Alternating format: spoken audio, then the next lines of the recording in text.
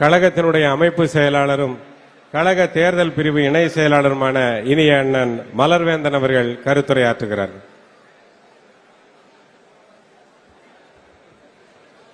சோழ பேரரசின் தலைநகராம் தஞ்சை நகரத்திலே நடைபெறுகிற அம்மா மக்கள் முன்னேற்றக் கழகத்தினுடைய செயற்குழு பொதுக்குழு கூட்டத்தினுடைய தலைவர், கழகத்தினுடைய அவைத்தலைவர் அவர்களே, இந்த சிறப்புமிக்க செயற்குழு பொதுக்குழு கூட்டத்திற்கு வருகை தந்து கருத்துரை வழங்க இருக்கிற உலகெங்கும் வாழ்கிற தமிழ் இளைஞர்களின் இதய துடிப்பு, எங்களின் வாழ்வே எங்களுடைய வளமே, புரட்சித் தலைவர் எம்ஜிஆர் அவர்கள் அதிமுகவை துவங்கிய போது அதனுடைய முகவுரையை எழுதினார். இரண்டாம் கட்ட தலைவராக அதிமுகவை வழியோடும் பொலிவோடும் எடுத்துச் சென்ற புரட்சித் தலைவர் அம்மாவுக்கு பிறகு அதிமுக என்ற திராவிட இயக்கத்தினுடைய மூன்றாம் அத்தியாயத்தினுடைய முகவுரையாக விளங்கிக் கொண்டிருக்கிற எங்களுடைய அன்பிற்கும் மிகுந்த மரியாதைக்கும் உரிய தமிழகத்தினுடைய வருங்கால முதலமைச்சர், ஆற்றல் மிக்க தலைவர், சொல்லாலும் செயலாளரும் தொண்டர்களை எல்லாம் கட்டி இழுக்கிற ஈர்ப்பு பெற்ற என்னுடைய தலைவர், மரியாதைக்குரிய கழகத்தினுடைய பொதுச் செயலாளர் மக்கள் செல்வர் டிடிவி அவர்களை வணங்குகிறேன். இந்த நிகழ்ச்சியிலே கலந்து கொண்டு எனக்கு பின்னாலே கருத்துரை வழங்க இருக்கிற தலைமை கழகத்தினுடைய துணை பொதுச் செயலாளர்களே, தலைமை கழகத்தினுடைய பொருளாளர் அவர்களே, கழகத்தினுடைய தலைமை கழக நிர்வாகிகளே, அமைப்பு செயலாளர்களே, செயற்குழு பொதுக்குழு உறுப்பினர்களே, மரியாதைக்குரிய நம்முடைய கழகத்தினுடைய மாவட்ட கழக செயலாளர்களே, உங்கள் அத்துணை பேருக்கும் என்னுடைய பணிவான வணக்கத்தை முதலே உரித்தாக்கிக் கொள்ளுகிறேன். புரட்சித் தலைவர் எம்ஜிஆர் அவர்கள் 72ஆம் ஆண்டு இந்த இயக்கத்தை துவங்கிய போது 73ஆம் ஆண்டு தமிழகம் எங்கும் சுற்றுப்பயணம் மேற்கொண்டார்கள். நான் அன்றைக்கு 14-15 வயது சிறுவன். புரட்சித் தலைவர் அவர்களுடைய பின்னாலே ஓடி அந்த இயக்கத்திலே தொடர்ந்து என்னுடைய பணியை நான் பணியாற்றிக் கொண்டிருந்தேன். அதற்கு பின்னாலே புரட்சித் தலைவர் அவர்கள் இந்த இயக்கத்தை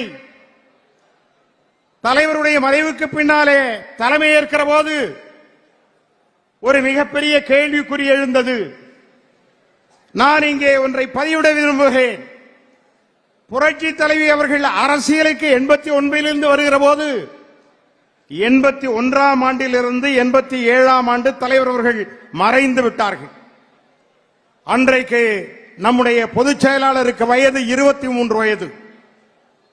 தமிழகத்திலே இருக்கக்கூடிய இளைஞர்கள் புரட்சி தலைவிக்கு பக்கபலமாக ஏழை எளிய மக்கள், பாட்டாளி மக்கள் எல்லாம் வந்து ஆதரவு தெரிவிக்கிற போது அம்மா அவர்கள் பால்கனியிலே நின்று அந்த தொண்டர்களுக்கு காட்சியை தருவார்கள். அன்றைக்கு நம்முடைய புரட்சி தலைவி அம்மா அவர்களுக்கு சாதாரண ஒரு பெயர் ஜெயலலிதா என்கிற பெயர்தான். மன்னிக்க வேண்டும், தவறாக நினைக்க வேண்டாம். அம்மா அவருடைய பெயர் ஜெயலலிதா என்பது மட்டும்தான் மக்களுக்கு தெரியும். ஆனால் அம்மாவுக்கே புரட்சி தலைவி என்கிற பட்டத்தை அளித்தவர் நம்முடைய மக்கள் செல்வர் அவர்கள் என்பதை இந்த நேரத்திலே நான் பதிவு செய்கிறேன். அம்மா அவர்கள் வருகிற போது அன்றைய தினம் மன்னார்குடியிலிருந்து மரியாதைக்குரிய அண்ணாதுரை அவர்கள், அசோகன் அவர்கள், நம்முடைய பருத்திக்கோட்டை பன்னீர்செல்வம் போன்றவர்கள் எல்லாம் அழைத்து நாங்கள் எல்லாம் போயஸ் கார்டனிலே நிற்கிற போது தலைவர் அவர்கள் சொல்லுவார்கள், ஜெயலலிதா என்பது மறைய வேண்டும், புரட்சி தலைவி ஜெயலலிதா என்கிற வார்த்தையை நீங்கள் சொல்லுங்கள் என்று சொல்லுவார். நாங்கள் எல்லாம் வாழ்த்தொலி எழுப்புகிற போது புரட்சி தலைவி ஜெயலலிதா, புரட்சி தலைவி ஜெயலலிதா வாழ்க என்று நாங்கள் சொல்லுவோம். எனவே புரட்சி தலைவி என்கிற அந்த சொல்லாடலை தமிழகமெங்கும் பரப்பிய பெருமை நம்முடைய டிடிவி அவர்களை சாரும் என்பதை இந்த நேரத்திலே நான் தெரிவித்துக் கொள்கிறேன். அதன் பிறகு அனைத்து இந்திய அண்ணா திராவிட முன்னேற்ற கழகம் புரட்சி தலைவி கைகளிலே வருவதற்காக தலைமை கழகத்தினுடைய மீட்பு போராட்டம் இவர் இல்லாமல் நடந்ததா? பழனிசாமிக்கு தெரியுமா? வேலுமணிக்கு தெரியுமா, வீரமணிக்கு தெரியுமா, காமராஜுக்கு தெரியுமா, அல்லது OS மணியனுக்கு தெரியுமா? அன்றைக்கு நம்முடைய சின்னம்மா அவர்களும் நம்முடைய கழகத்துடைய பொதுச் செயலாளர் அவர்களும் காவல்துறையினுடைய தடியடைக்கு ஆளாகினார்கள். அப்படி ஏறத்தாழ அம்மாவோடு அரசியல் பணித்த நம்முடைய மரியாதைக்குரிய பொதுச் செயலாளர் அவர்கள், நீங்கள் இல்லாமல் அதிமுக இல்லை என்பதனை தொண்டர்கள், இரண்டு கட்சி தொண்டர்களும் சொல்லுகிறார்கள். ஒரு ஆண்மை மிக்க, ஒரு ஆளுமை மிக்க ஒரு தலைவர் அதிமுகவிலே இன்றைய தினம் இல்லை, வெற்றிடமாக இருக்கிறது. அதற்கான தகுதி படைத்த ஒரே தலைவர் நம்முடைய மக்கள் செல்வர் என்று அதிமுகவிலே இருக்கிற தொண்டன் சொல்லுகிறான். அதிமுகவிலே இருக்கக்கூடிய தொண்டனை பரஸ்பரம் நாம் பார்க்கிற போது என்ன சொல்லுகிறான்? என்றைக்கு இந்த இயக்கம் இணையும் என்று கேட்கிறான். ஆனால் பழனிசாமியை நீக்கிவிட்டு இந்த இயக்கத்தை ஒன்று சேர்ப்பதற்கு அங்கு இருக்கக்கூடிய அமைச்சர்கள் எல்லாம் முயற்சி செய்கிறார்கள். அது ஒரு புறம் நடந்து கொண்டிருக்கிறது.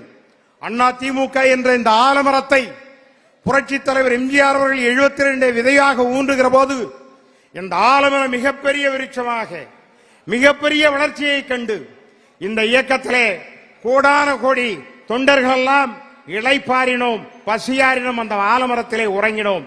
ஆனால் பழனிசாமி தலைமைக்கு வந்ததற்கு பின்னாலே அந்த ஆலமரம் பட்டு கொண்டிருக்கிறது, இலைகள் காய்ந்து சருகாகிக் கொண்டிருக்கிறது. மீண்டும் அவை துளிர்விட்டு அதிமுக ஆட்சிக்கு வர வேண்டும். மாண்புமிகு மரியாதைக்குரிய நம்முடைய மக்கள் செல்வர் அவர்கள் அதனுடைய பொதுச் செயலாளராக பொறுப்பேற்க வேண்டும். அதற்கான தகுதியும் திறமையும் நல்ல ஒரு வாய்ப்பும் உங்களுக்கு இருக்கிறது. அதனை நீங்கள் எந்த வழியிலேனும் தொண்டர்களுடைய நலன் கருதி, தமிழக மக்களுடைய நலன் கருதி செய்து முடிக்க வேண்டும் என்று இந்த நேரத்திலே உங்களை கேட்டுக்கொண்டு விடைபெறுகிறேன். நன்றி, வணக்கம்.